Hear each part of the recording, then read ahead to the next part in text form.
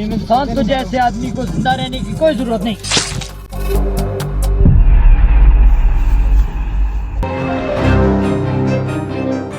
ظالم انسان، یہ کیا کیا تم نے؟ اپنے مالک کو مار دیا. میں نے کچھ غلط نہیں کیا. اس جیسے ظالم انسان کو زندہ رہنے کا کوئی حق نہیں ہے. خون کا بدلہ خون سے تو لے سکتے ہیں ہم، لیکن ہم اپنے ہاتھ گندے نہیں کریں گے. چلو اس کو قاضی کے پاس لے چلتے ہیں.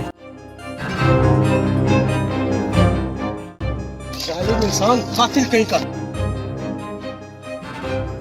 قاضی صاحب، اس نے ہماری آنکھوں کے سامنے اپنے مالک کا قتل کر دیا ہے. کہیں ایسا نہ ہو یہ ہمارے ہاتھوں قتل ہو جائے. آپ جلدی سے جلدی اس کو کوئی سزا دیں. کیا یہ سچ ہے؟ تم نے اپنے مالک کا قتل کر دیا؟ جی قاضی صاحب، میں نے اپنے مالک کا قتل کیا ہے، لیکن میں نے اس میں کچھ غلط نہیں کیا. کیا